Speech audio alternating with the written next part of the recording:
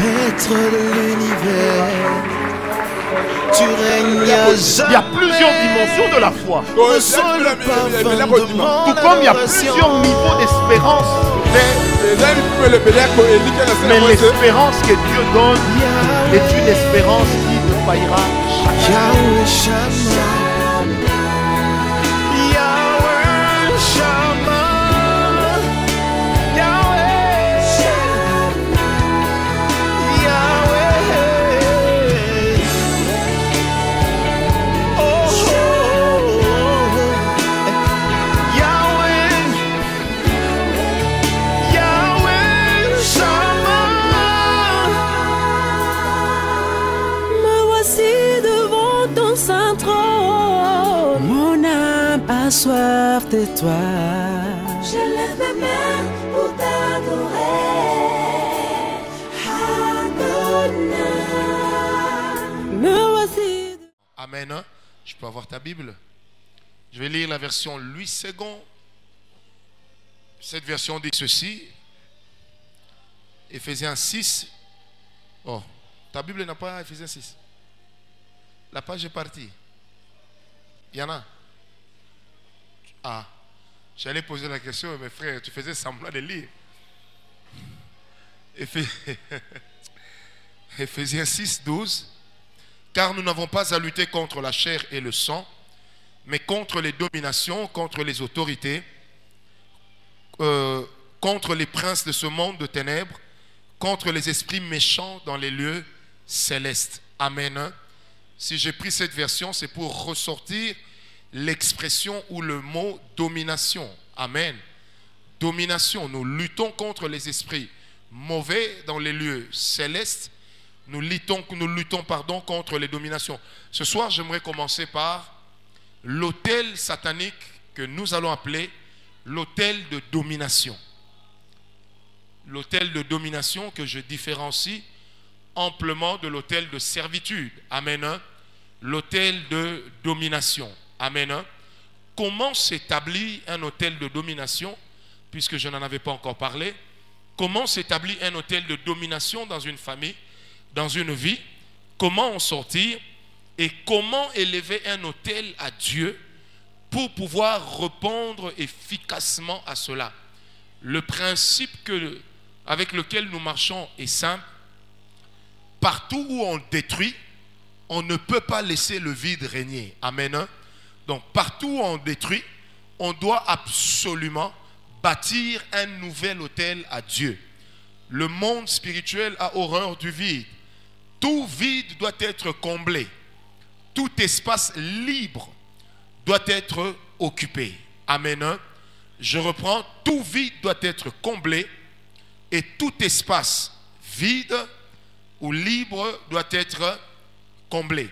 Alors, comment s'établissent les autels sataniques de domination? Premièrement, c'est par des actes abominables. Je répète, par des actes abominables tels que l'inceste, par lesquels un membre de la famille qui est à la base de ces actes ou qui en est manipulateur direct veut établir sa suprématie. Amen. Je reprends, ces autels se bâtissent comment? C'est-à-dire, un membre de la famille peut lui rester caché, mais pousser les autres à commettre des actes ou à poser des actes abominables. Amen.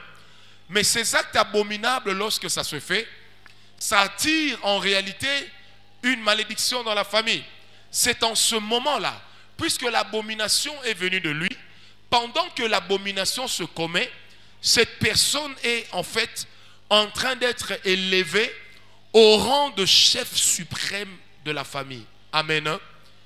Alors là, il établit sa suprématie et il contraint les autres à connaître ou à subir son pouvoir. Amen. Et vous avez des familles comme ça où non seulement toute la famille tourne autour d'une seule personne, mais vous avez un membre de la famille qui est influent, qui quelquefois commet des actes abominables. Tout le monde sait que c'est lui, mais personne ne peut le pointer du doigt. Amen. Tout le monde sait que c'est lui qui le fait. Je connais une famille, quelque part, le papa a connu des relations sexuelles avec ses propres filles. Pas qu'il a connu, excusez-moi, il connaît régulièrement des relations sexuelles avec ses propres filles. Ça veut dire son propre sang. Et s'il le fait, c'est surtout à cause de quoi? Parce que par l'abomination de l'inceste, ce papa est parvenu à établir une suprématie. À telle enseigne qu'il est allé jusqu'à encourager sa fille, une très bonne famille, entre guillemets, mais il est allé jusqu'à encourager sa fille bien éduquée, grandie en Europe, parlant français comme Pinocchio, mais la fille, le papa l'encourage à accepter d'être épousée comme deuxième femme. Mais je vous dis, c'est le genre de fille, si elle entre ici, tout le monde va la regarder. Elle est belle et même très belle. Amen. Alors, le papa a commencé avec ses filles, avec ses belles-sœurs. Il est passé des belles-sœurs aux nièces de sa femme, des nièces de sa femme à ses propres enfants, de ses propres enfants aujourd'hui à ses propres petites filles. Amen. Ça veut dire qu'aujourd'hui, il a des relations sexuelles avec les enfants nés de ses enfants. Comment est-ce qu'on peut concilier cette vérité? Et quand vous arrivez dans la famille, vous sentez que le papa, tout le monde sait qu'il le fait. Mais personne, de la marmade d'enfants qu'il a, personne ne lève le petit doigt pour le pointer et dire que c'est toi qui fais ça. Amen. Et dans cette famille, quand vous y allez, les gens n'évoluent pas. Vous allez trouver des personnes qui ont 30 ans en Europe, qui ont 20 ans, 40 ans aux États-Unis. Dans la famille, les enfants du papa, personne n'a évolué. Donc ceux qui sont aux États-Unis habitent dans la maison du papa. Ceux qui sont en Europe habitent dans les appartements de papa. Ceux qui sont à Kinshasa habitent dans les maisons de papa. Une domination incroyable. Et un jour, je disais à un ami qui est de cette famille, je lui ai dit, mon cher ami, mais moi je ne comprends pas. Pourquoi est-ce que vous n'êtes pas capable de dire à votre papa que voilà, papa, ce que tu fais n'est pas normal? Il dit, mon cher, même si on prend la décision, arriver devant lui, nous avons peur. Personne n'arrive à lui parler comme il se doit. Donc le monsieur fait la loi et il fait régner une terreur dans la famille. Et quand les enfants doivent lui parler, non seulement qu'ils le vous voient, alors que c'est leur propre père, mais ils vont vraiment dire, oui papa. Mais l'enfant qui dit oui papa a 50 ans. Et le papa devant qui on s'incline a 85 ans. Quelqu'un peut m'expliquer ça? Et cet enfant-là, marié, père de famille, responsable, travaillant, le papa lui-même, il est ce qu'il est, mais l'enfant lui parle avec respect.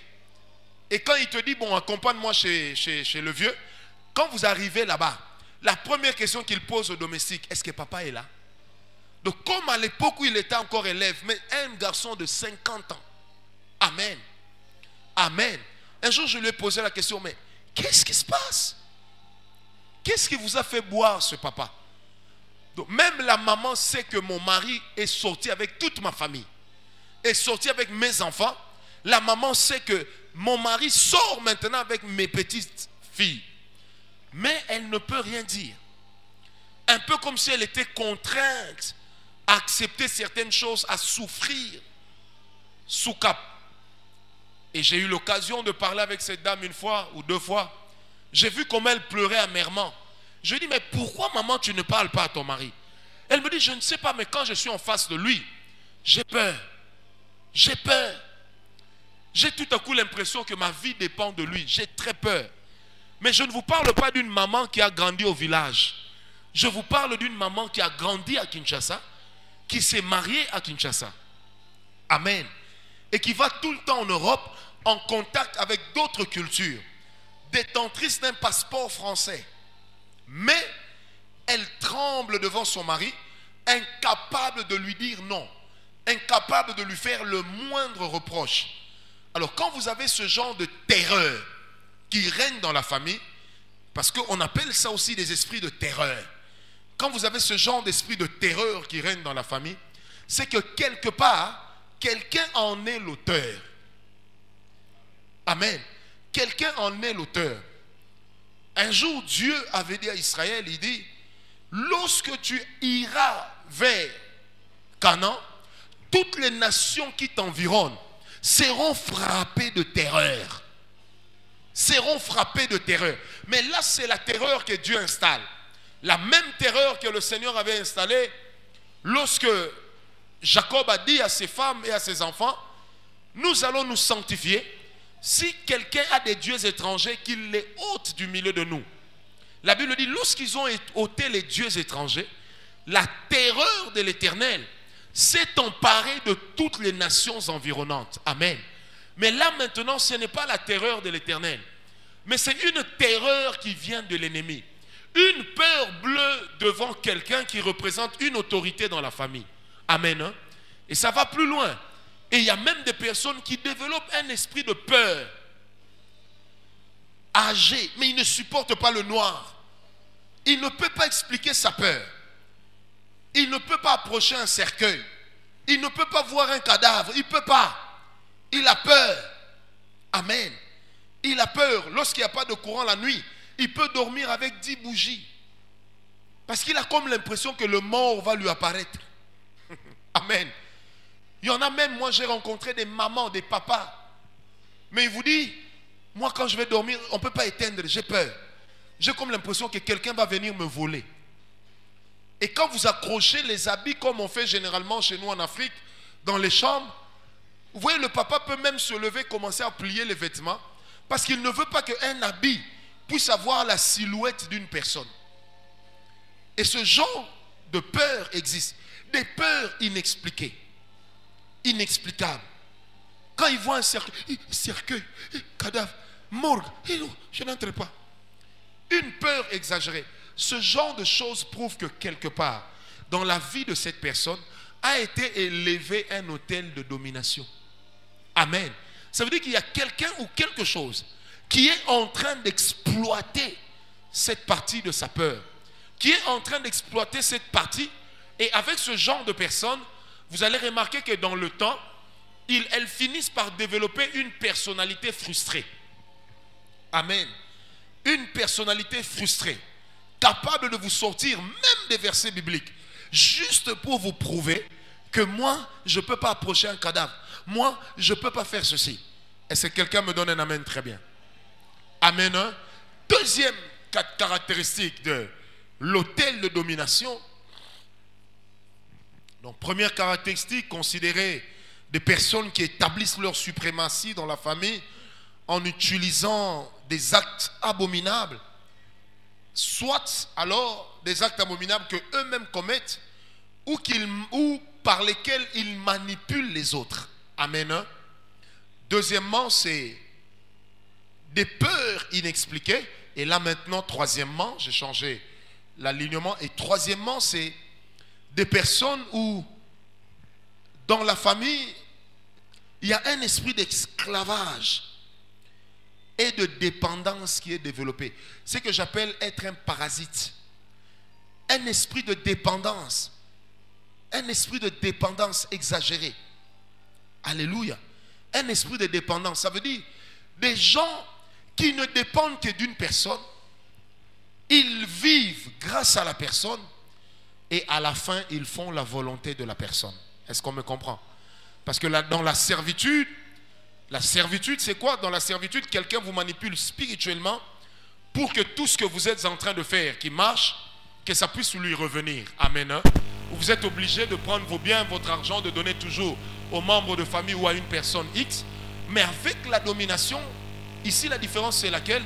C'est que c'est vous-même qui développez un esprit d'esclavage. Un fort esprit de dépendance. Donc vous avez toujours l'impression que nous sommes obligés de dépendre de tel ou de tel. Je me rappelle il y a très longtemps à Lipen, dans une famille, un papa était mort. Et l'aîné de la famille, on le laisse pleurer avant de fermer le cercueil de son père. Là nous sommes vers les années 86-87. Quand il vient se tenir devant le cercueil de son père, il pleure en disant une chose. Ah, papa, okufi, ce qu'on a donc potonné. Non, que potonné ni papa, non, que potonné ni. Ah, papa, kena poto. En fait, il a réduit son père. Il a réduit sa vie au fait que sans son père, il ne peut pas aller en Europe. Amen. Et il y a des gens comme ça qui se rendent compte que sans X, sans Y, je ne suis rien. Je n'irai nulle part. Et vous allez remarquer ce genre de personnes quelquefois par le langage. Sans moi, vous ne pouvez rien dans cette famille. Comme s'il était Jésus. Et ce genre de personnes existe. Après moi, c'est le déluge. Sans moi, vous ne pourrez rien. Rien ne va marcher. Je suis l'alpha et l'oméga de la famille. Tout est obligé de dépendre de moi. Amen. Ou alors vous allez remarquer ça par le fait que il y a comme une attraction. Ça veut dire dans la famille, tout le monde se sent obligé de lui demander. Tout le monde se sent obligé de tourner autour de lui. Et tu veux te marier, quand on te donne la liste de la dot, tu dois aller le voir. C'est lui qui va décider. Tu veux déménager, tu dois aller le voir. Il va décider quelle maison il va te donner ou le quartier dans lequel tu dois aménager. Amen. Amen. Alors, des fois nous disons, nous avons l'habitude de dire non, ça c'est la famille des bourgeois ou des fils à papa. Le caractère de fils à papa est un caractère d'esclave. Donne-moi un amen bien. Je répète, le caractère même de fils à papa est un caractère d'esclave. Ça veut dire des personnes qui ne peuvent pas courir des risques. Parce qu'ils se disent, papa est là, tonton est là, l'oncle est là. Et généralement, c'est des choses qu'on pensait ne se produire que dans les familles riches. Mais on se rend compte que même dans certaines familles pauvres, ce genre de caractère et de comportement existe. Amen.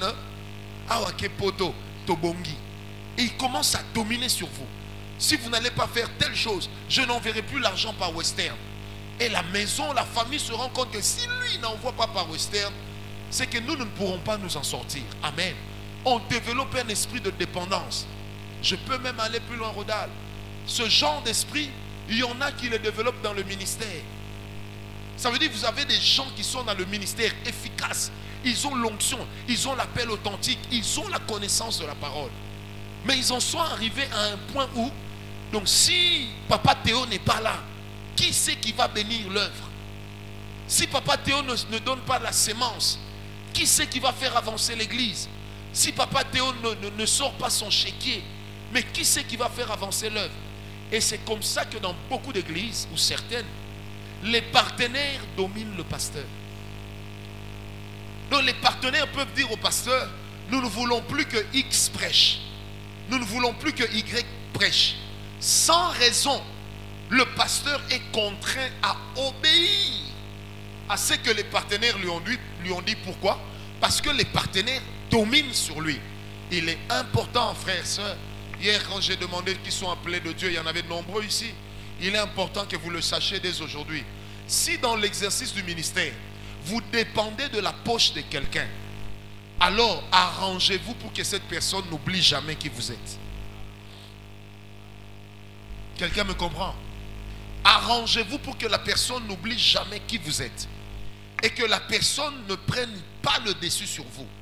Sinon, on développe un esprit de domination. Et dans le ministère, comment ça se passe? On a la conviction que Olivier doit prêcher.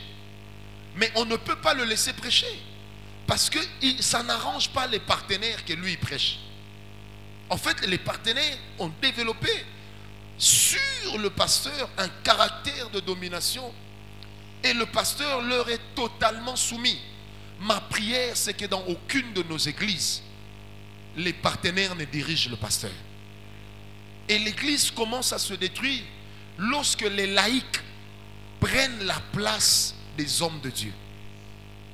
Et quand les laïcs prennent la place des hommes de Dieu, la première des choses qui arrive, c'est que le sens du sacré disparaît. La tolérance entre.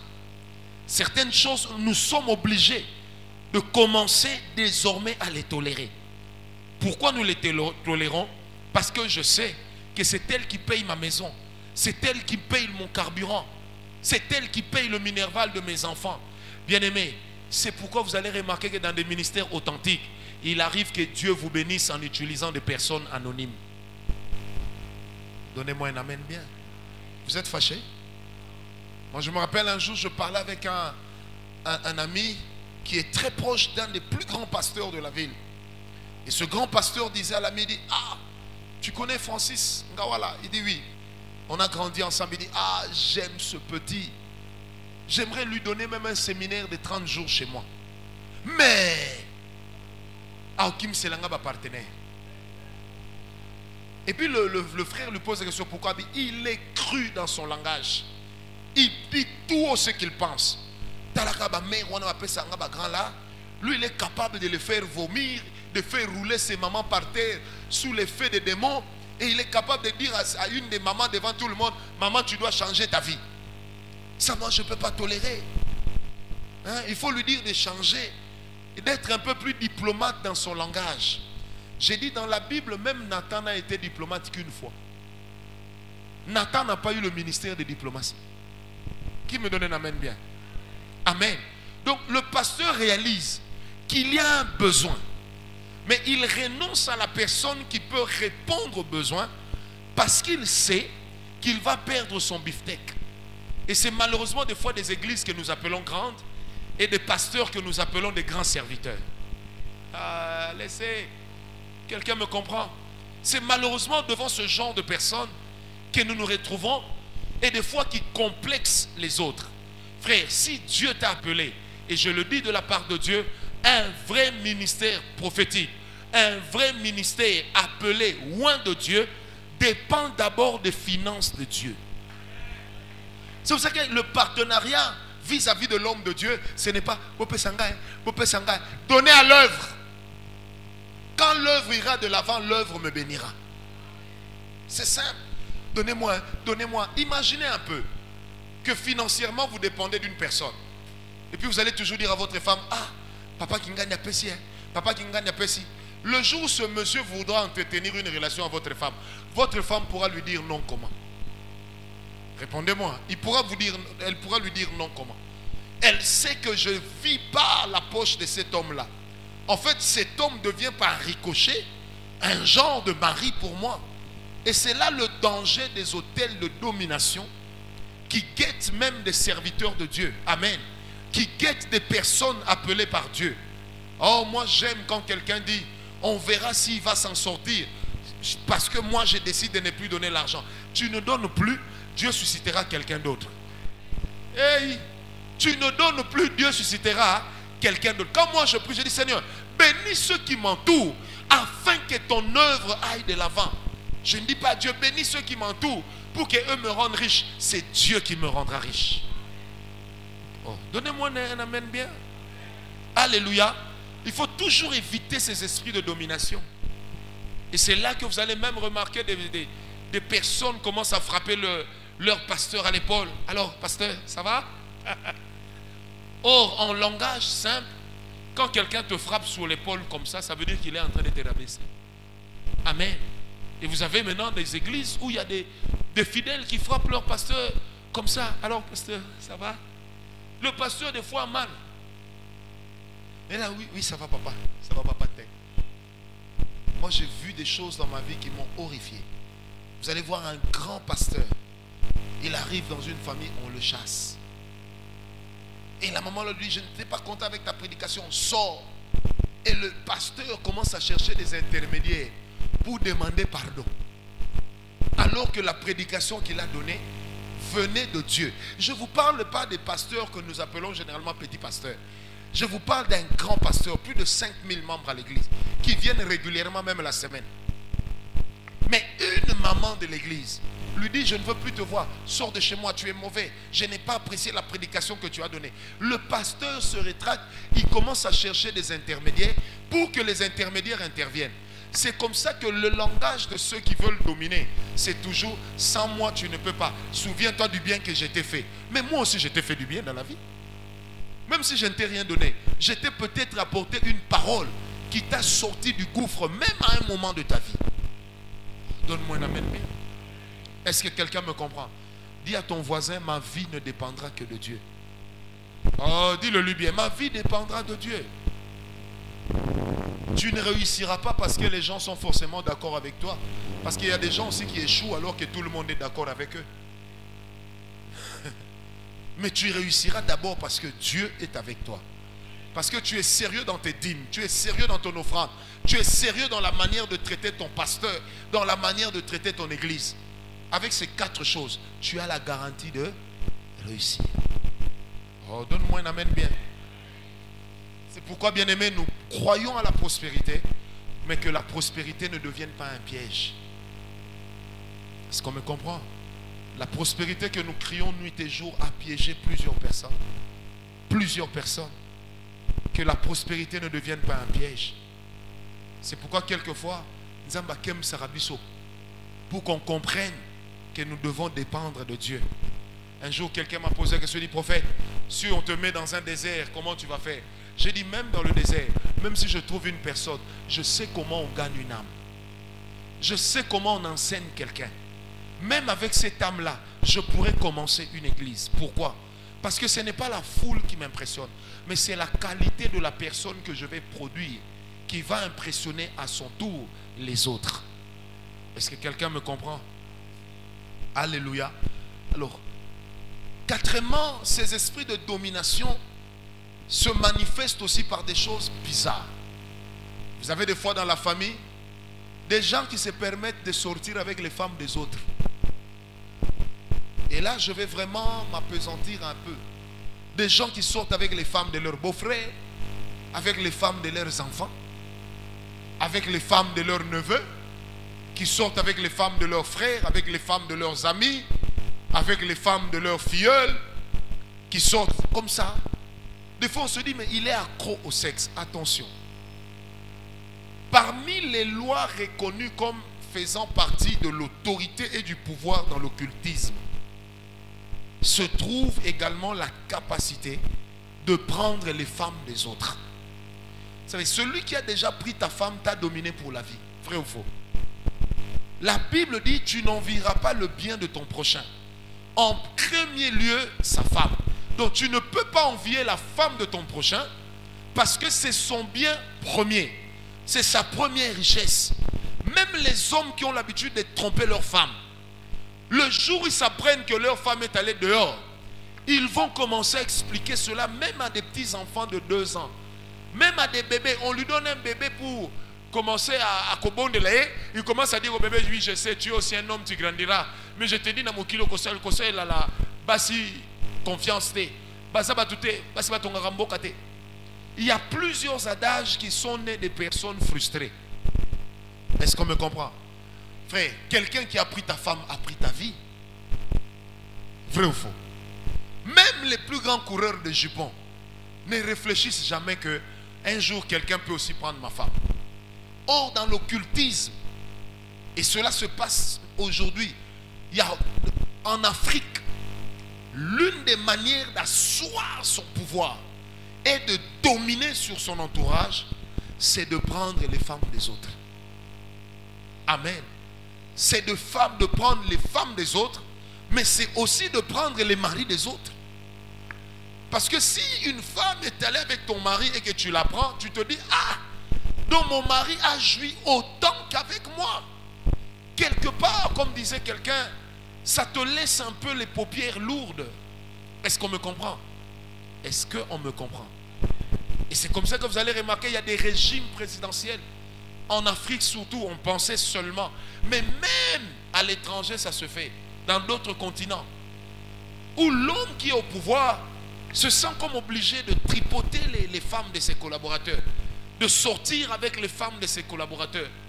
Et des fois, on pense que c'est toujours anodin. Quelquefois, ce sont des recommandations occultes qu'il a reçues.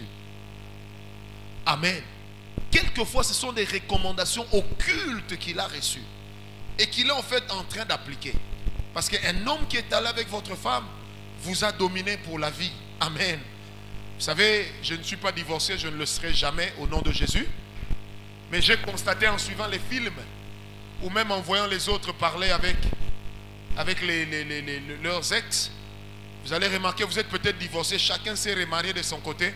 Mais quand vous voyez un homme qui est marié avec la femme que vous aviez hier et que vous aviez aimé, ce gars-là, vous ne l'aimerez jamais. Même s'il n'est pas à la base de votre rupture, vrai ou faux. Vous aurez toujours l'impression, surtout si c'est elle qui vous avait quitté pour lui, Donc vous aurez toujours l'impression que quelqu'un m'a vaincu et que je ne vaux rien devant lui. Vous serez prêt à lui faire n'importe quel mal, mais en réalité, vous ne lui ferez rien. Vous savez pourquoi? Parce qu'au fond de vous, il a déjà amené un complexe à se développer. Lequel? La femme que j'aime, que j'ai tant aimée, un homme l'a arrachée de mes mains. Est-ce qu'on me comprend? Qui est marié ici? Qui est marié? Non, seulement les hommes. Parce que les hommes mariés peuvent lever un peu leurs mains. Les hommes mariés. Maintenant, parmi les hommes mariés, qui est rempli de compassion? Comme moi, qui lève sa main. Qui a la compassion? Qui a la compassion? Maintenant, qui peut accepter qu'on prenne sa femme? Même un ange, je n'accepterai pas. Même un ange. Vous savez, Joseph a appris que Marie était enceinte. La Bible dit, ils ont décidé de se séparer en cachette. Non, Joseph a décidé de l'abandonner, de rompre en cachette. Maintenant, il faut qu'un ange vienne lui dire. Il lui dit, ce n'est même pas la grossesse d'un ange qu'elle va porter. C'est le Saint-Esprit lui-même qui la couvrira, qui déposera l'enfant en elle. Donc ta femme gardera sa virginité. Là, Joseph fait, ah. Et il y a eu certainement des choses que l'ange a dit, telles que quand vous serez menacés, Dieu lui-même s'occupera de cet enfant. Et quand Hérode a commencé à menacer de tuer l'enfant, Dieu a envoyé les rois mages, leur apporter des grandes richesses qui ont permis à ce que l'exil soit agréable. Est-ce qu'on me comprend? Mais il suffisait que l'ange dise à Joseph, non, un ange deviendra comme un homme. Il ira avec ta femme. Joseph allait dire, épousez-la. Si je comptais rompre en cachette, maintenant là je vais rompre sur la place publique. Femme.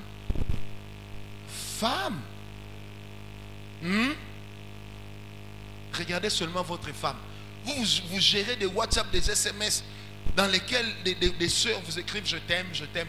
Mais lis un SMS ou un frère écrit à ton épouse je t'aime. Hein? Mais tu te poseras, chérie, qu'est-ce qui a pris ce frère? C'est quoi? C'est quoi entre vous deux? Et là le dimanche quand tu vas prêcher, et si jamais le frère par malheur s'était confessé chez toi pour d'autres péchés, ces jours-là, il ne manquera que le nom pour qu'on sache que c'est lui. Tu vas le fusiller correctement, vrai ou faux? Correctement. Les pasteurs dans les règlements de compte, ne blaguez pas.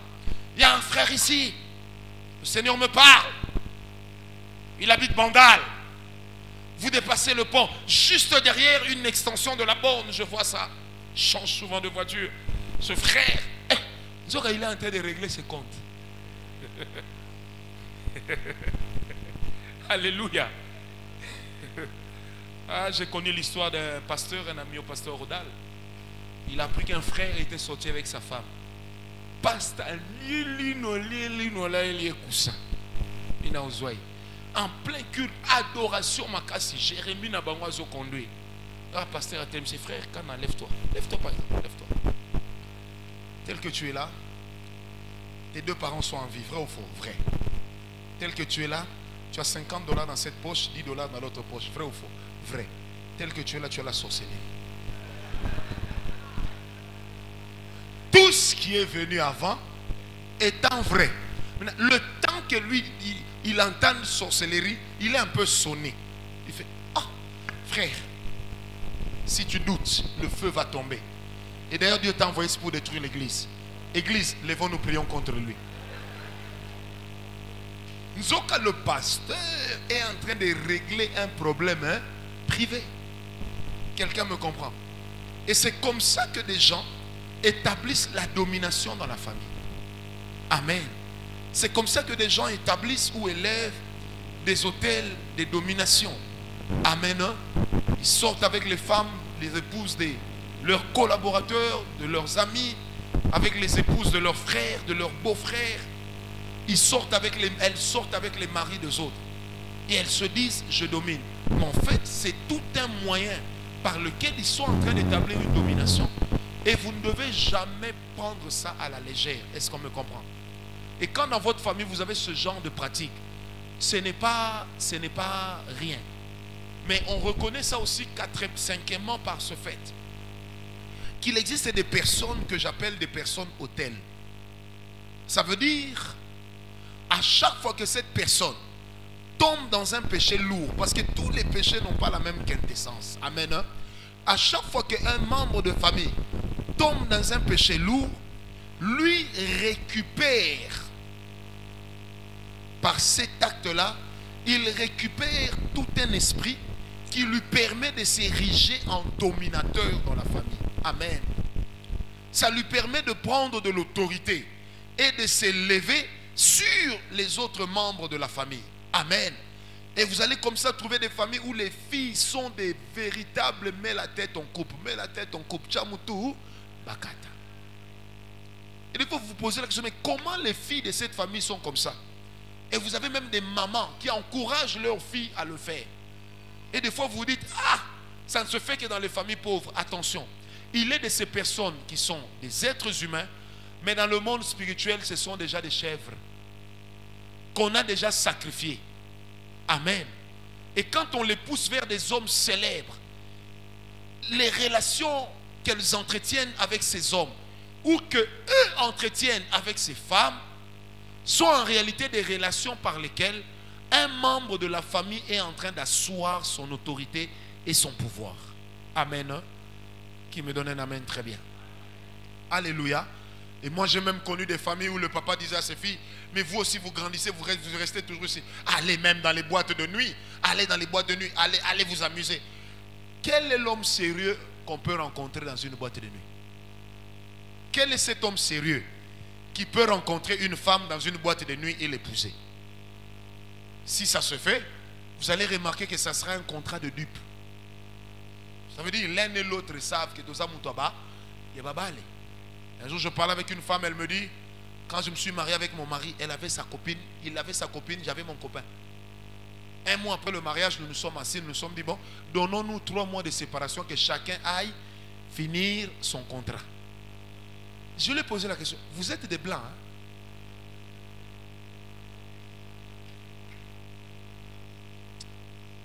Marche sur la terre et tu verras des choses. Sur cette terre. Donc, nalingi moi sito balani. Mais je lui dis non, hein, je te donne 3 mois de séparation. Elle me dit, moi je vais à Paris, lui il va à New York. Mais ça veut dire que chacun de nous fait la dernière viva. Après je pose la question à cette femme. Maintenant tu es étonné que ton mari te trompe. Mais les bases étaient mauvaises. Amen. Amen. Je dis les bases étaient mauvaises. Et le diable tirait déjà profit de ces choses. C'est pourquoi ma soeur, quand tu as une mère, même si c'est ta propre mère, qui t'envoie toujours dans les bras des hommes, il y a quelque chose qu'elle est en train de chercher.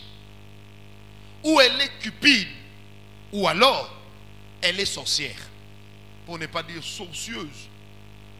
Elle est sorcière. Et elle cherche en fait à tirer une domination. Pourquoi? Parce que toi tu es une femme mariée.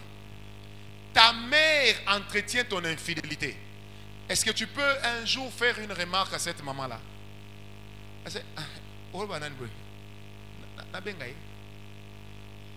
Michel. Michel. Et bien, tes mamans au moni, qu'est-ce qui s'est passé? Une domination. Amen. C'est pourquoi soyez purs dans toutes vos voies et dans tout ce que vous faites, de sorte que personne ne puisse dominer sur vous. Remember the chicken.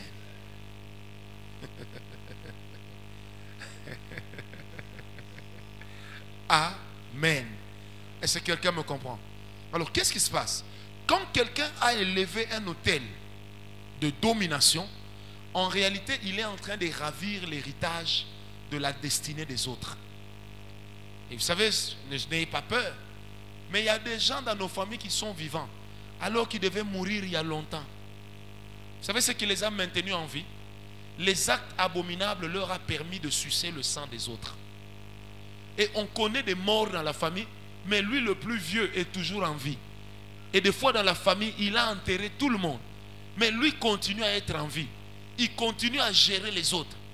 Même si mon frère Nestor est mort, maintenant c'est moi le chef. Il tremble comme ça. Vous attendez sa mort pour le mois prochain. Mais il est encore là. Et maintenant ce sont les jeunes qui commencent à mourir. Pourquoi? Parce que spirituellement, ayant élevé un autel de domination, il commence en réalité à faire quoi? À sucer le sang des autres pour tirer sa vie. Et quand quelqu'un élève des autels pour sucer le sang des autres, qu'est-ce qu'il fait? Il passe généralement par ceux qui sont jeunes. Vous savez, il y a un monsieur qui venait à Lubudi, notre ancienne adresse. Il y a exactement 3 ans, il était là dans un culte, je n'ai jamais oublié. Je l'ai reçu dans mon bureau, on a discuté. C'était un culte de vendredi, l'esprit l'a saisi, il est tombé, secoué. Il a eu une manifestation démoniaque, c'était il y a 4 ans, une manifestation démoniaque extraordinaire. Il est revenu le mardi, manifestation. Je l'ai convoqué le mercredi, des manifestations graves. Et un beau jour, il s'est décidé de fuir l'église et il a repris sa vie. Un jour, on se rencontre en route, je lui ai dit, mon frère, ton père doit mourir. Par les actes que tu commets, il est en train de vivre derrière toi. Et puis j'ai fait 1 année sans jamais le revoir. Et un jour, on m'a appelé. Allô Francis, tu es où? J'ai dit, je suis à tel endroit. Jacques est mort. J'ai dit, Jacques quoi? Oh, Jacques est mort. Nous sommes allés, je n'ai jamais oublié, quand on était en train de faire le tour du cercueil, à la morgue, arrivé à la tête, je me suis dit, quel gâchis. Il a laissé 2 enfants encore jeunes. Quel gâchis. Quel gâchis. Mort bêtement. Et 3 mois après son enterrement, son propre frère va m'appeler et dit, prof, j'ai fait un rêve qui m'effraie. Je dis, attends, je vais t'expliquer le rêve. Tu as rêvé de ton frère Jacques? Il me dit oui. Tu as rêvé de lui enchaîné, hein? Il me dit oui. Et il dit, tu sais, j'ai rêvé de lui enchaîner juste sous la chaise où papa s'assied. Et il pleurait en me regardant, il disait, mon cher, sauve-moi, prie pour moi, mon cher, sauve-moi. Et lui, dans le songe, je lui disais, même si je prie pour toi, mais tu es déjà parti. Et quand il est revenu, il m'a dit, mon cher, regarde ce qui est arrivé. Je lui ai dit, mais ce n'est pas fini. Quelqu'un d'autre va suivre. Et toute la famille savait que la sœur du papa était sa confidente. Quelques temps après, elle a fait une diarrhée le matin et à 12 heures, elle est morte. Pas un bébé, une femme âgée. Diarrhée le matin, le soir, elle est morte de déshydratation. Enterrée. Mais le papa là, quand vous le voyez, il est tout droit, toujours bien portant. C'est pourquoi quelquefois, je vous le dis, si vous avez ce genre de mort dans vos familles, il faut prier, Seigneur, que celui qui consomme le sang, qu'il boive son propre sang. Est-ce que quelqu'un m'a compris? Que celui qui consomme le sang boive son propre sang. Et puis vous allez remarquer avec ce genre de personnes, quand il se débat avec la maladie, il y a quelqu'un autour de lui qui tombe aussi malade. Mais après un temps, dès que cette personne-là meurt ou une autre, lui se sent bien. Il se porte bien. Pourquoi? Parce qu'en réalité, il a tiré sa force de ce que l'autre soit mort à sa place. C'est aussi ce que j'appelle des autels de substitution.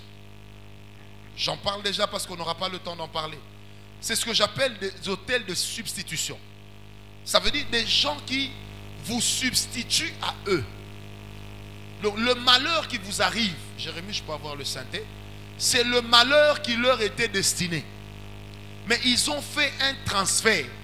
Le malheur qui leur était échu est venu chez vous. Le bonheur qui vous était échu est allé chez eux. Et dans l'entretemps, vous devenez leur esclave parce qu'ils dictent les règles. Quelqu'un me donne un amen très bien. J'aimerais que tu dises ce soir, je refuse que ce soit le cas avec ma vie. Non, dis-le très bien. Et ce genre de choses, vous les remarquez encore comment? Il est riche, il a ta dette, mais il ne paye jamais. Il peut dépenser 10 000 $ devant toi. dans des choses bêtes. Mais il te doit 500 $ qu'il ne paiera jamais. Et s'il paye, il s'arrangera aujourd'hui, te donne 100. Demain 5, une autre fois 20, une prochaine fois 15. Mais il a les moyens pour te payer. Mais la volonté de le faire n'y est pas. Pourquoi? Parce que dans le monde spirituel, s'il lui détient ta dette et que tu es dépendant de l'argent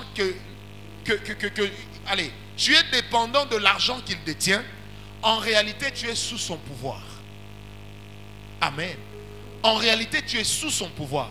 Mais s'il te paye la dette, c'est qu'il a reconnu ton autorité et ta force.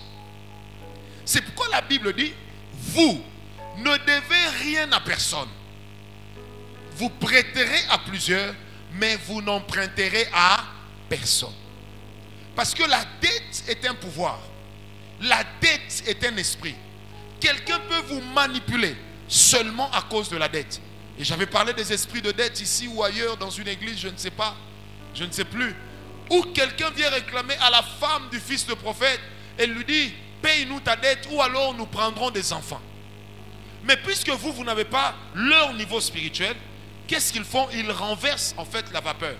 Il te doit, il ne te paye pas pendant qu'il sait que tu es dépendant de cette dette-là pour que tu viennes tout le temps chez lui. Il te donne un peu, tu pars, tu reviens. Il te donne un peu, tu pars, tu reviens. L'argent est à toi, mais tu commences à dépendre de ses humeurs. Alors qu'il a les moyens de te payer. C'est pourquoi vous allez remarquer ici à l'église Parole de Foi, presque tous les dimanches, si je n'oublie pas, je dis toujours que ceux qui ont votre argent vous les payent. Que ceux qui ont vos dettes les payent. Donnez-moi un amen bien. Et s'ils ne payent pas, j'ajoute cette phrase, que vos dettes puissent parler dans leur vie. Que vos dettes puissent parler dans leur sommeil. Que vos dettes puissent les déranger. Oh, donne-moi un amen bien. Dis à ton voisin, ils vont payer ma dette. Ils les payeront certainement au nom de... Alléluia. Le comble avec le monde des ténèbres, c'est que les choses fonctionnent toujours à l'envers. Faites très attention.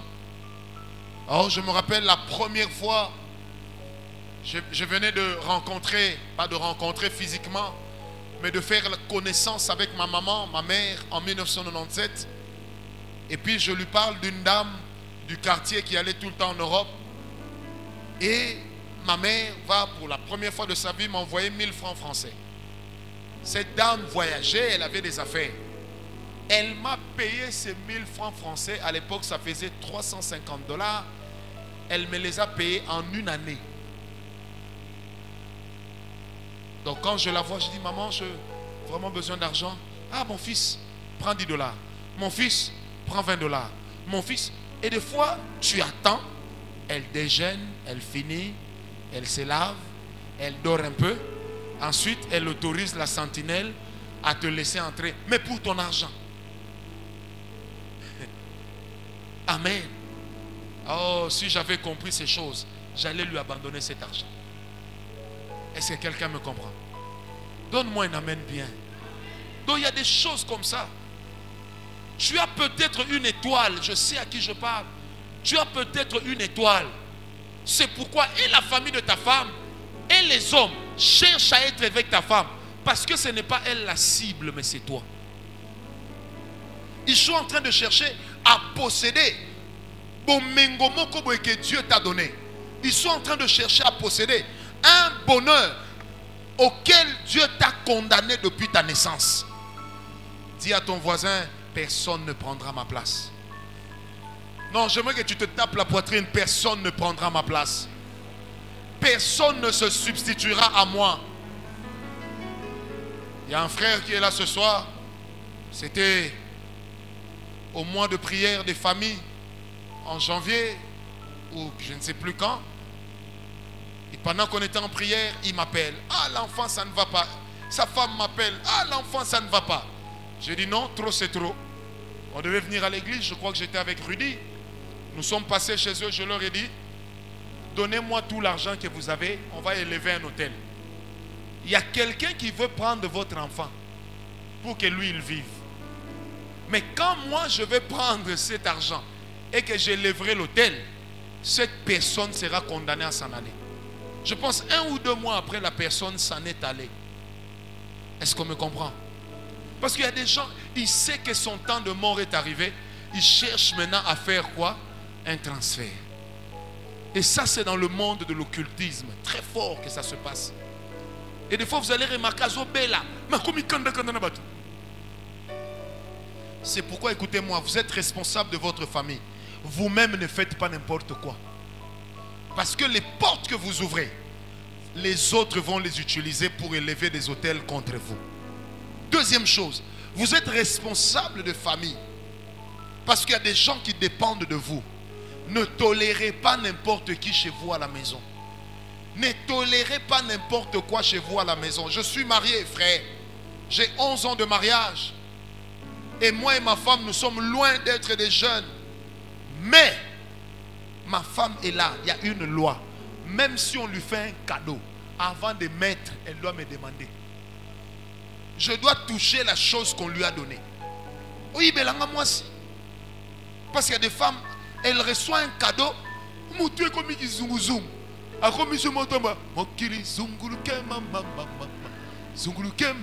Non. Dis à ton voisin, non. Ça vous fait rire, mais ce sont des choses vraies. Des fois, nous nous plaignons du comportement de ceux qui nous sont proches, mais nous ignorons que les portes qui les ont rendues comme ça, quelquefois, c'est nous-mêmes qui les avons ouvertes. Oh, avec cet enseignement, que Dieu nous rende prudents. Que Dieu nous rende sages. J'ai dit que Dieu nous rende prudents et que Dieu nous rende sages au nom de Jésus. Que quiconque veut prendre ta place, qu'il perde cette place même qui lui revenait au nom de Jésus. Tu ne mourras à la place de personne. Personne ne t'utilisera de nuit comme de jour pour commencer à vivre avec toi. Et cela au nom de Jésus. Si on était en train de manipuler tes enfants de nuit, je déclare ce soir que Dieu libère tes enfants des hôtels dans lesquels on les a renfermés. Toi, tes enfants ne se marient pas. Il n'y a que les enfants de ton frère qui se marient.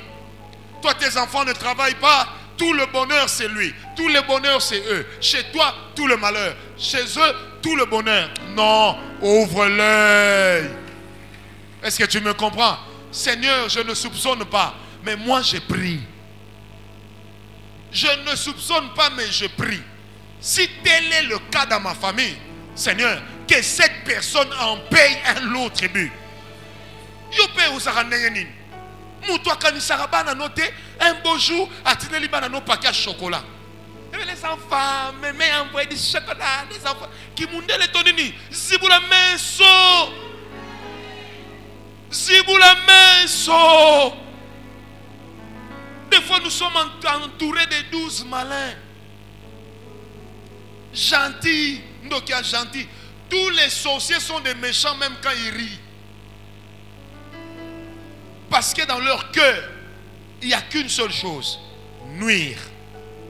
Dis à ton voisin, moi, personne ne prendra ma place. Non, il faut lui dire ça, personne ne prendra ma place. Jérémie dit au Sainté, personne ne prendra ta place. Est-ce que vous me comprenez? Hein? À l'approche de la session, tu es malade. Son fils bête là, devient tout à coup intelligent. Il passe toujours en première session. Mais quand tu suis son raisonnement, un raisonnement de primérien.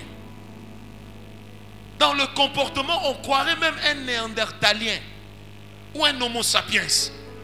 Toi, champion en deuxième session.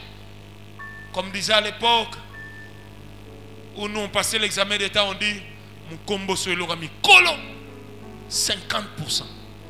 Et les autres, 70%. 80%, alors que c'est ton intelligence qu'on utilise. Personne ne dominera sur toi. Je dis personne ne dominera sur toi. L'héritage qui te revient, tu le posséderas certainement. Le jour où tu mourras, la Bible dit tu mourras rassasié de jour. Au lieu l'arnayo pia. Tu auras connu une vie heureuse pia. Et quand tu t'en iras dans le séjour des morts, tu ne t'en iras pas avec des larmes parce que tu te dis mes enfants vont manger quoi?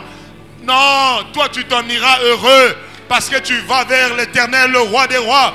Et tu diras à tes enfants, je vais vers mon Dieu qui est votre Père. Un jour vous serez assis avec moi à la droite du Père. Le seul qui s'est substitué à toi, c'est Jésus. Et c'est une substitution qui a travaillé en termes de bonheur pour toi. J'insiste, que les gens qui sont en train de te voler ton bonheur, pour qu'eux ils soient dans le bonheur. Des fois, ils sont toujours en train de parler en mal de toi. Là où toi, tu devais être béni, eux, ils parlent pour que tu ne sois pas béni. Que Dieu ferme leur bouche au nom de Jésus. Que Dieu ferme la bouche de ceux qui travaillent contre toi au nom de Jésus. Que Dieu ferme la bouche de ceux dont les critiques sont en train de ralentir ta vie au nom de Jésus. Que Dieu éteigne la lumière de ceux qui sont en train de travailler pour que tu n'ailles pas de l'avant au nom de Jésus. Dis à ton voisin, moi j'irai de l'avant. Ah. Tape-toi bien la poitrine, j'irai de l'avant, j'irai de l'avant. Comment sortir de ce genre d'hôtel? Rabosontoba. Non, ça doit s'arrêter. Tu es arrivé avant, mais c'est l'autre qui est béni avant. Et tu as toujours des versets. Toutes choses concourent au bien de ceux qui aiment Dieu. Ton malheur, en quoi est-ce que Dieu est en train d'y tirer une faveur? Qu'est-ce que Dieu trouve de bien lorsque toi tu es en train de souffrir? Qu'est-ce que Dieu trouve de bien lorsque toi tu n'as pas à manger? Qu'est-ce que Dieu trouve de bien lorsque rien ne va dans ta vie? Ça doit changer au nom de Jésus.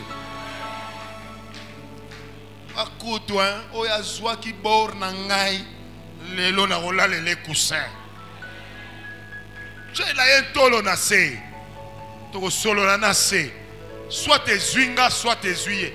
Un jour, un homme m'a regardé. Il m'a dit, jeune homme, en une année, tu verras.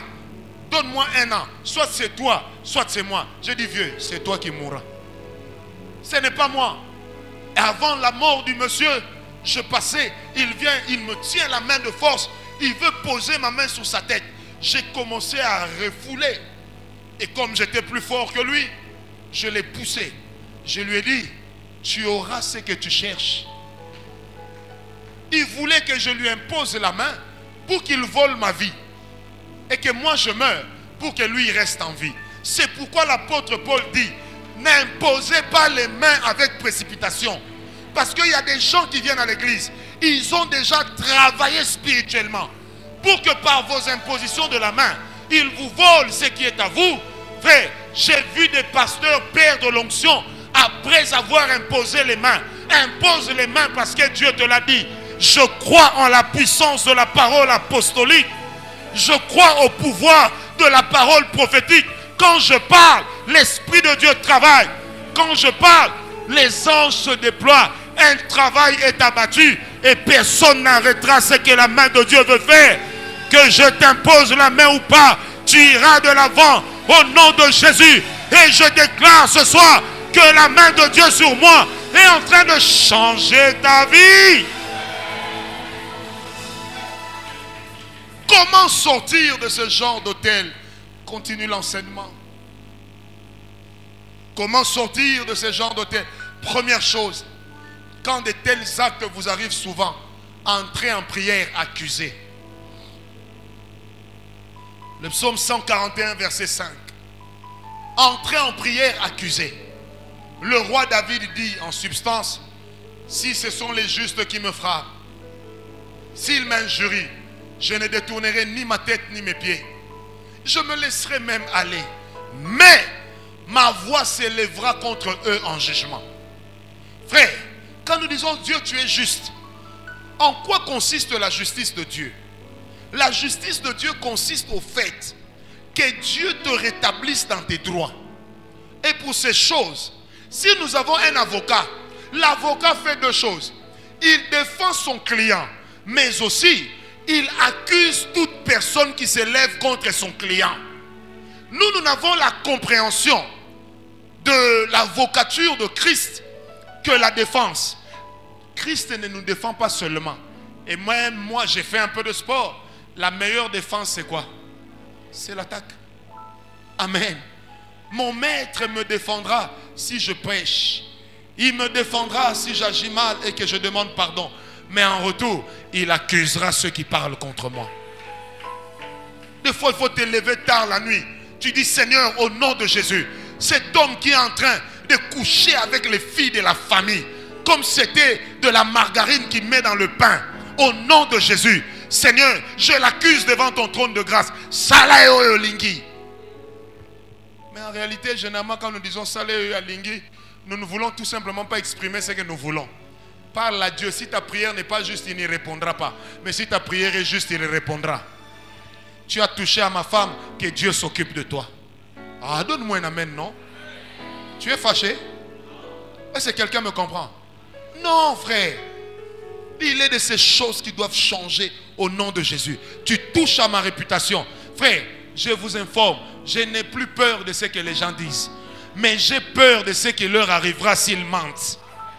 Pourvu qu'ils aient raison. Mais même s'ils ont raison et qu'ils m'accusent pour quelque chose pour laquelle Dieu m'a déjà pardonné, que Dieu se lève comme un juge et qu'il me défende face à mes ennemis. Et imaginez maintenant que quand je porte plainte, il y aura sentiment. Juge, Tata Nabiso. Avocat principal, avocat général, grand frère Nabiso. Procureur, hein? Grand frère Nabiso, il joue les deux rôles. N'a perdre Ndeyeni. Réponds-moi un peu. Je vais perdre comment? Donc, tout ce qu'on ne traitera pas devant les gens, on va le traiter en privé. Est-ce que quelqu'un me comprend? On va traiter de ces choses en privé. Frère, ton bonheur doit être ta priorité. Si tu t'es assuré déjà le ciel, parce que tu as une vie correcte avec Dieu, assure-toi aussi d'être heureux. Donc tu viens comme ça, vraiment, moi, enfant de Dieu, tu t'as mis sur mon terrain et puis tu t'en vas comme si de rien n'était. Un jour, je dis à Dieu, Seigneur, frappe cet homme-là, dit. Il est en train de me faire perdre la paix. Frappe-le même un peu, qu'il sache qu'on ne touche pas aux 6600 volts. Mais la Bible dit ceci, quiconque vous touchera, touchera à la prunelle de l'œil de l'Éternel. Mais qui voudrait qu'on touche à la prunelle de son œil? À moins que la prunelle que nous sommes, ne nous rendons pas compte que nous sommes la prunelle. Ça veut dire, nous sommes un précieux. Deux, pourquoi la prunelle de l'œil? Parce que la prunelle permet de barrer la route à la poussière et par conséquent, ça fait que l'œil voit bien. Vrai ou faux? Donc, Dieu considère certains événements non plus en fonction de sa parole, mais en fonction de ce que nous disons de ces événements. Deuxième manière d'en sortir, c'est de crier son ras-le-bol et de dire j'en ai assez, ça doit s'arrêter. Amen. J'en ai assez. Si ces gens qui le font, tu ne peux pas les menacer physiquement en face, va les menacer en prière. Quelqu'un me comprend?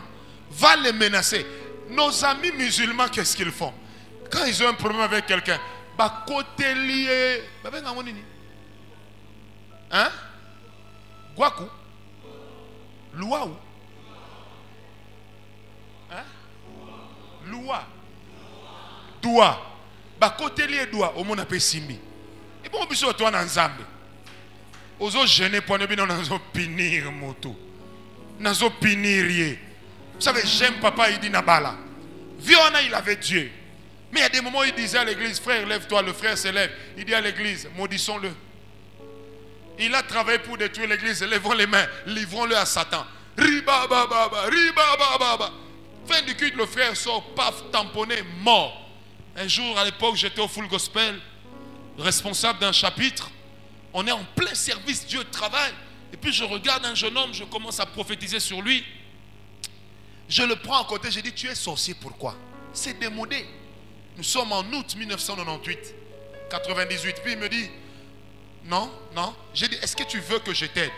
Oui. La nuit, je vais dormir à 22h. Je commence à avoir mal à la tête. Et j'étais célibataire, je dormais vraiment les jambes écartées, les mains écartées. Et les rideaux bien tirés, les fenêtres ouvertes. Parce qu'à l'époque encore, il y avait un peu de salubrité. Il n'y avait pas trop de moustiques comme aujourd'hui. Amen. 23 heures. Donc à peine le sommeil me prend, je le vois lui à la tête d'une cohorte de personnes. Frère, j'essaye d'ouvrir mes yeux, quelqu'un me pose les mains sur les yeux. Et puis lui il donne des ordres, il dit, ce gars m'a ridiculisé. Tuons-le. Frère, je ne sais pas si même les services de renseignement peuvent torturer quelqu'un comme ça. Je ne dormais pas, mais je pleurais. J'avais mal partout. Vous voyez le bras ici? Il se tournait tout seul. Mes os craquaient. Et à un moment, j'ai dit, Seigneur, Seigneur, Seigneur, envoie les anges guerriers.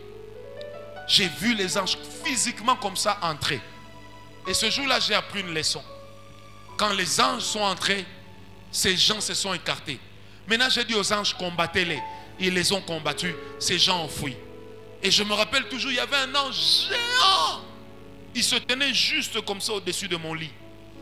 Et je pouvais voir ses pieds. Ça brillait.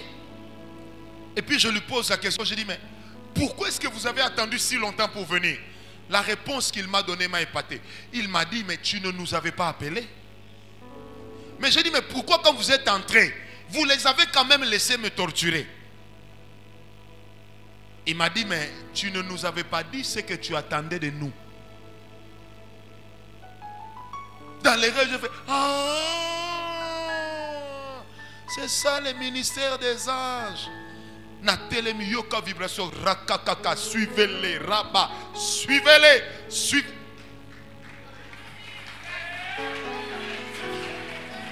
Non, toi tu es femme, viens un peu. Le lendemain, j'arrive au chapitre en retard. Je trouve un homme qui entre avec ce garçon-là comme ça.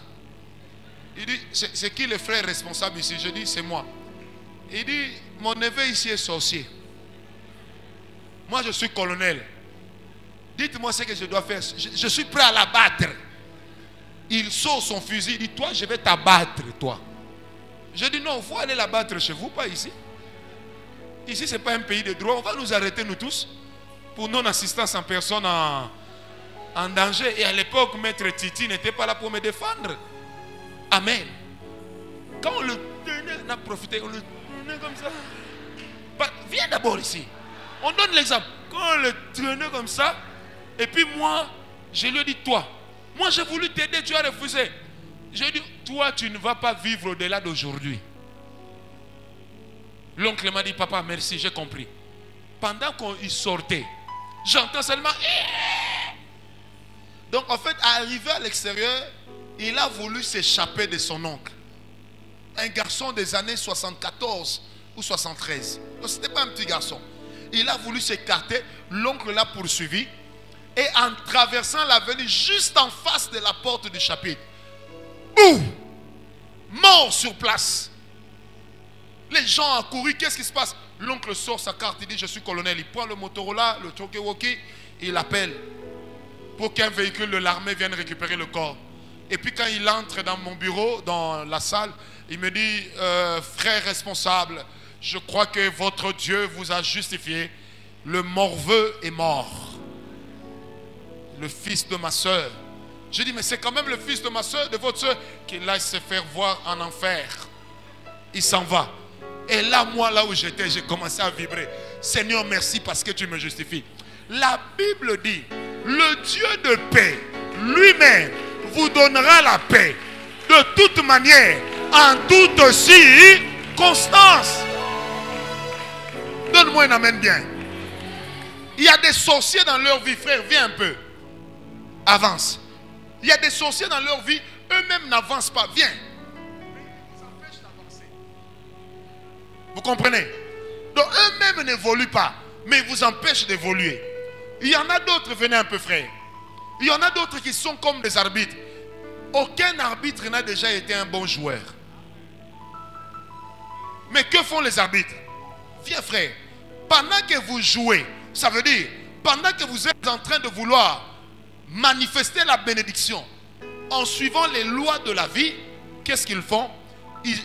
Tu touches la balle, prrr, tu touches la balle, prrr. Nigeria, Argentine, 94. Donc ils vous empêchent d'avancer. Ils vous empêchent d'avancer. où il surveille votre progression. Je prie ce soir, l'arbitre est là. Est-ce que quelqu'un me comprend? Vous savez, j'ai un membre de la famille, asseyez-vous, qui était joueur professionnel. Un jour dans un match, l'arbitre sifflait trop. Vous savez ce qu'il a fini par faire? Il court derrière l'arbitre, il fait semblant, il tire la culotte de l'arbitre. Et puis il dit, pardon. Mais on a déjà vu que Dieu traite les arbitres de votre vie de cette manière-là. Troisième chose à faire, dans vos prières, vous devez refuser de développer un esprit de dépendance. Est-ce que tu peux dire à ton voisin, je ne dépendrai de personne? Frère, s'il y a des gens qui doivent contribuer à ta bénédiction, tu ne deviendras pas leur esclave. Quatrième chose à faire, c'est de refuser certaines visites et certains cadeaux. Il faut avoir le courage de dire non à certaines personnes. Je répète, il faut avoir le courage de dire non à certains cadeaux. Pourtant qui viennent répondre à nos besoins. Mais seulement parce qu'on sent que l'esprit de la personne n'est pas bon. C'est pourquoi moi je le fais. Si tu m'apportes même un papier mouchoir, tu dois me dire pourquoi. Tu dois me dire pourquoi. Parce que tu ne peux pas me bénir comme ça. Et puis je ne comprends pas pour que demain tu dises c'est moi qui l'ai fait. Que la gloire revienne à l'Éternel Dieu et lui seul. Alléluia. Frère, quelquefois vaut mieux se mouiller dans la rue que de dormir dans la maison de certaines personnes. Quelquefois vaut mieux rater certaines choses que de profiter de la position de certaines personnes. Un jour quelqu'un m'a dit, toi tu ne me cherches pas, tu me chercheras le jour où je deviendrai ministre. Je lui ai dit, deviens même directeur du chef de l'État, je ne te chercherai jamais. Il me dit, toi qu'est-ce que tu crois? J'ai dit, je crois que c'est la bénédiction de l'Éternel qui enrichit. Elle ne se fait suivre d'aucun chagrin. Je ne viendrai pas chez toi parce que tu as déjà l'esprit à prendre le dessus sur moi. Je ne t'en donnerai pas l'occasion. Que Dieu fasse que tes ennemis ne trouvent plus l'occasion de te dominer au nom de Jésus. Qu'ils ne trouvent plus l'occasion de te dominer. Ces gens qui font du mal, mais qui attendent que ce soit vous qui demandez toujours pardon. Je refuse ça au nom de Jésus. Mais la Bible ne me demande pas de demander pardon là où je ne suis pas convaincu. Si je demande pardon sans conviction, c'est un péché. Puisque la Bible dit tout ce qui n'est pas conviction est péché. Amen. La dernière des choses à faire, c'est de vibrer dans la prière pour chercher sa délivrance. Amen. Maintenant, comment bâtir ici un autel à Dieu pour répondre à l'autel de la domination? Comment bâtir un autel? Première des choses, l'autel que nous allons élever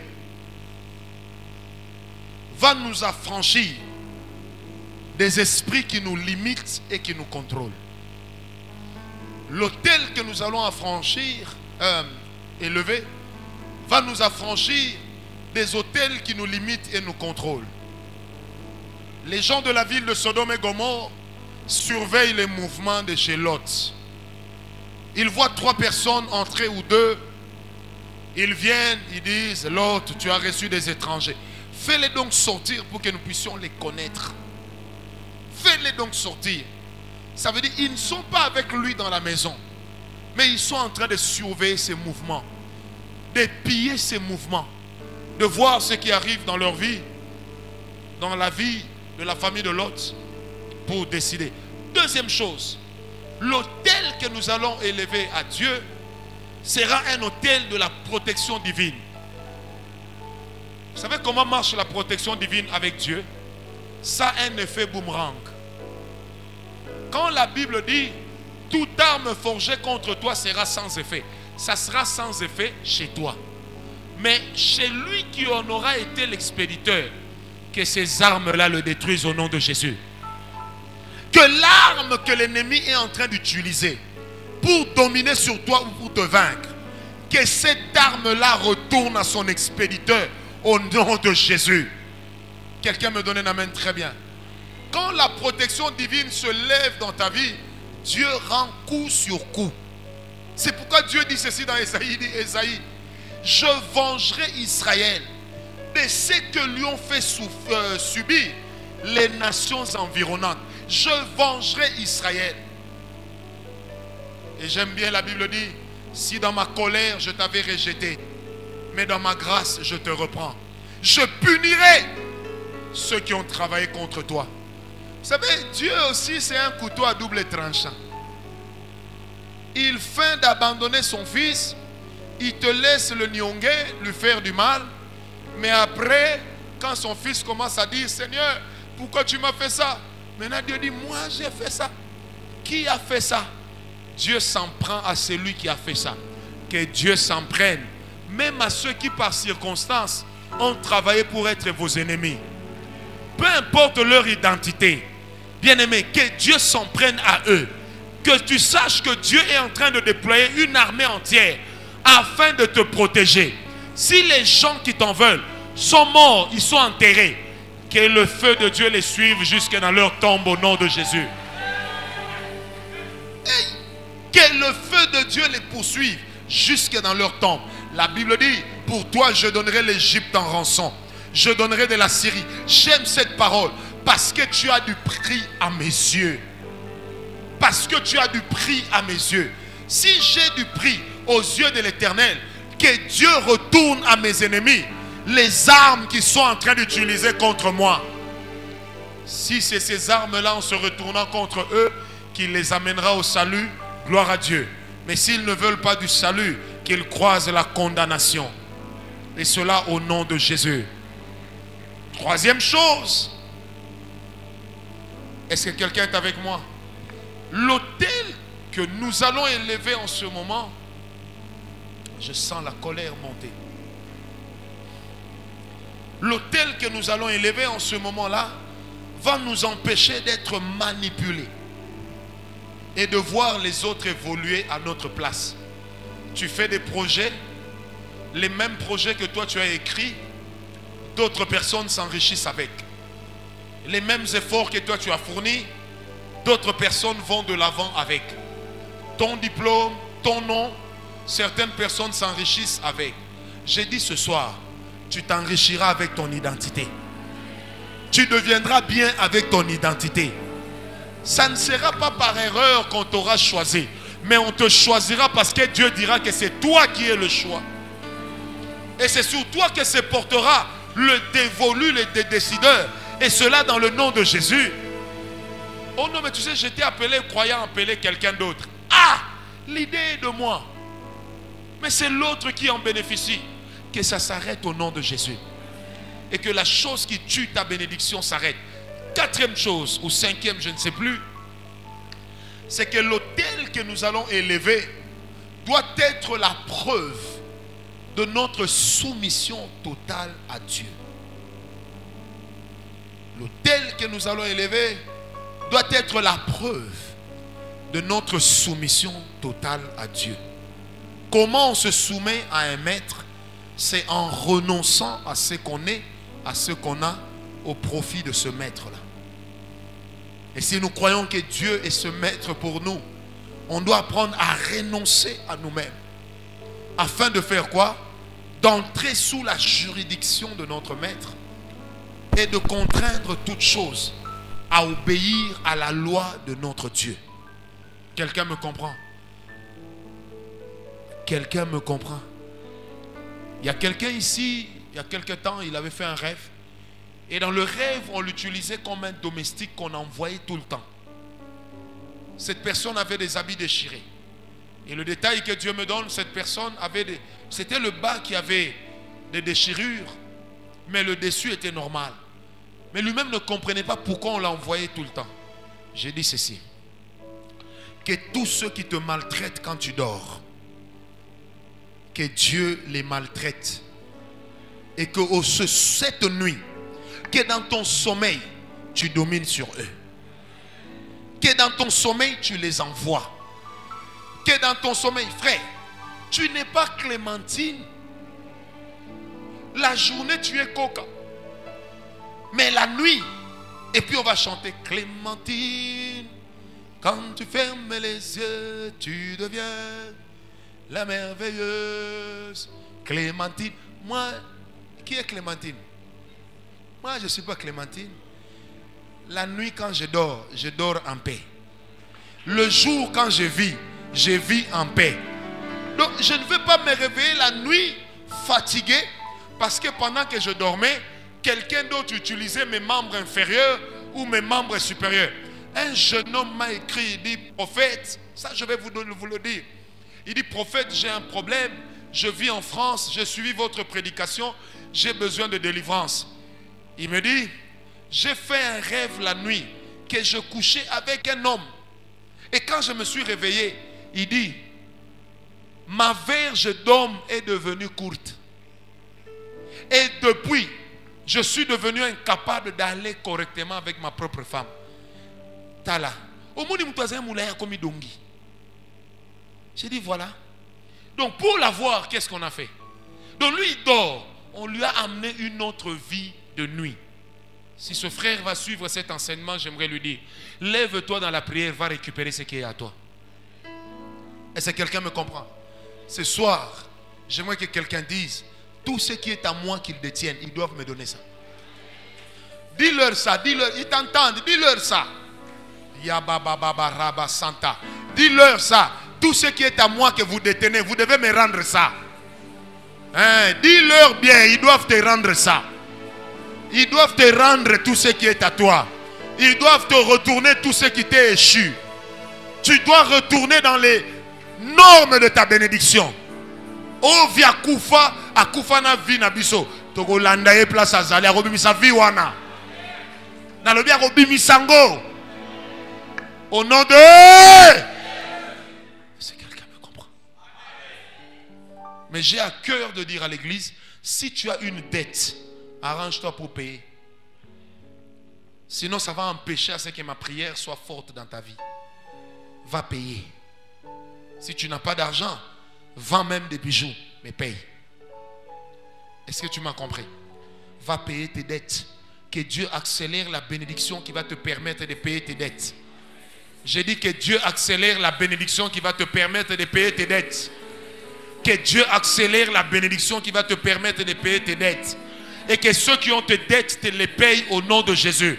Ceux qui se sont enrichis avec tes dettes, que tu récupères leur richesse au nom de Jésus. Ceux qui te sont enrichis parce qu'ils ont emprunté chez toi, que toi tu t'enrichisses au nom de Jésus à leur place. Si ton argent a produit chez les autres, il est maintenant temps que cet argent produise aussi chez toi. Quelqu'un me donne un amen très bien. L'autel nous aide. L'autel que nous allons bâtir va nous aider à ne pas être mélangé avec la masse et à avoir notre héritage tout à fait garanti. Ça va nous aider à ne pas être mélangé avec la masse. Rodal, les autels de ces gens vous empêchent de vivre des querelles.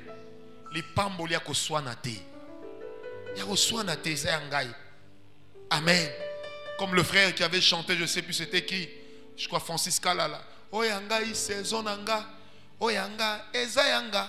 Écoutez, dans la vie d'une personne, il y a une saison où Dieu se décide de bénir la personne. Dans la vie d'une femme, il y a une saison où les hommes affluent comme des mouches ou comme des abeilles suivent le miel. Cette saison-là existe. Je prie que quand tu entreras dans ta saison, que tu trouves l'homme de ta saison et que tu te maries. Que le mariage que toi tu feras t'apporte le bonheur et non le malheur. Que le diable ne prenne pas le visage de ton héritier, le visage de ton prince charmant, pour en revêtir un démon, un sorcier qui va nuire à ta vie, qui va t'amener à tout le temps plaider coupable, coupable, coupable. Tu es innocent parce que Dieu a donné son fils à la croix qui est mort pour toi. Et personne ne peut te condamner là où Dieu a déjà dit tu es justifié. Et cela au nom de Jésus. Donne-moi un amen bien. Je sens que la grâce de Dieu est là. J'ai dit je sens que la grâce de Dieu est là. Que celui qui te doit te paye. Que celui qui t'a volé te paye. J'ai dit que celui qui t'a volé te le rende. Et cela au nom de Jésus. S'il y a des gens qui sont devenus bien parce que toi tu n'es pas bien, toi tu seras bien et eux ils ne seront plus bien. Et cela au nom de Jésus. Tu ne dépendras pas de leur tempérament, mais eux ils dépendront de ce que Dieu fera dans ta vie. Tu ne dépendras pas de leurs décisions, mais eux, ils dépendront de ta décision. Tu ne dépendras pas de leur bénédiction, mais eux, ils doivent dépendre désormais de la qualité de la bénédiction que Dieu va déployer dans ta vie, et personne ne t'arrêtera au nom de... Dis à ton voisin, je suis béni. Lève-toi, crie bien avec moi, je suis béni. Commence à élever ta voix, récupère ce qui est à toi. Je dis, élève ta voix, récupère ce qui est à toi. Battons les mains, prions. Récupère ce qui est à toi ce soir.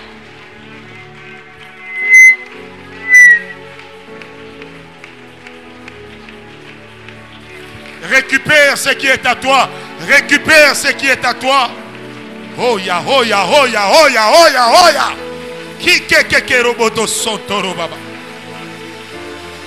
Récupère ce qui est à toi. Je dis récupère ce qui est à toi. Récupère cela, récupère. Que ce qui te revienne maintenant. Que ce qui t'est destiné parvienne jusqu'à toi. Que le travail qui t'est destiné parvienne jusqu'à toi. Au nom de Jésus. Oh Yabashekere baba baba baba baba baba baba.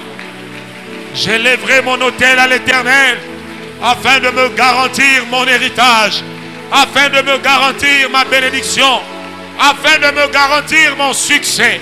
Shekere mama maraba santara baba. Romonomo korobo sondo bobo. Je ne dépendrai plus des autres. J'ai dit je ne dépendrai plus des autres. Mon foyer ne dépendra pas des autres. Ma vie ne dépendra pas des autres. Elle ne dépendra que de Dieu. Élève ta voix, bien-aimée. Prie encore davantage. Prie encore davantage. Le Dieu de gloire est en ce lieu.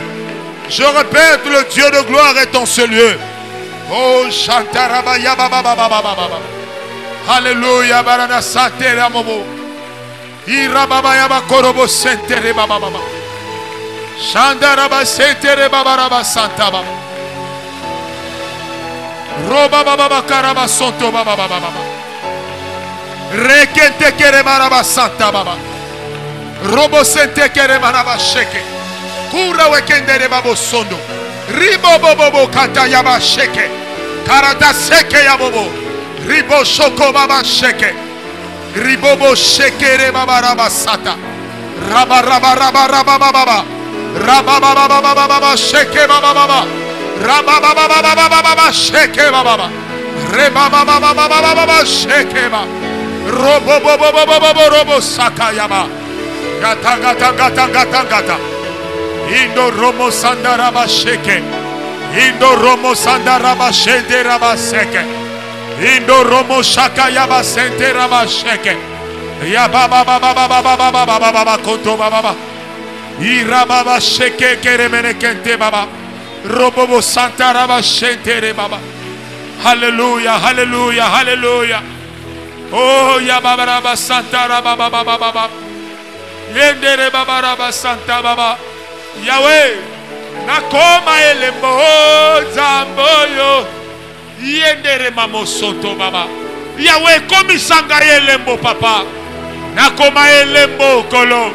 Hallelujah, rababa baba santa rababa. Hallelujah. Oh shandaraba santa baba. Shekere bebe bebe bebe kantaraba santa baba. Yes.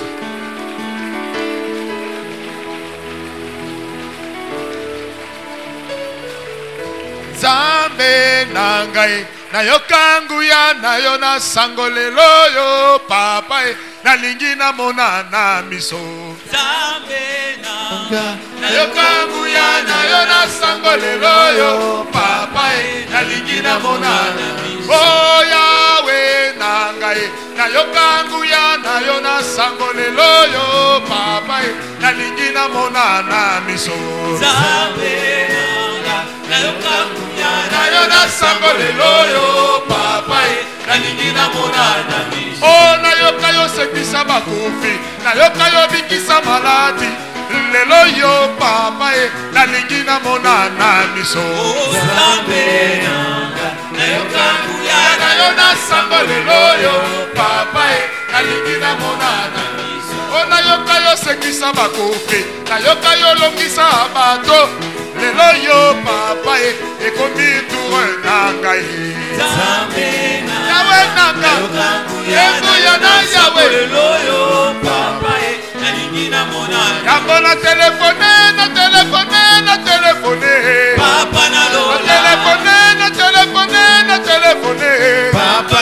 olelelele oh papa olelelele oh papa oh papa oh papa olelelele ozambe na lola yawe lokita yosala papa lokita yosala olelelele olelelele olelelele oh papa oh papa oh papa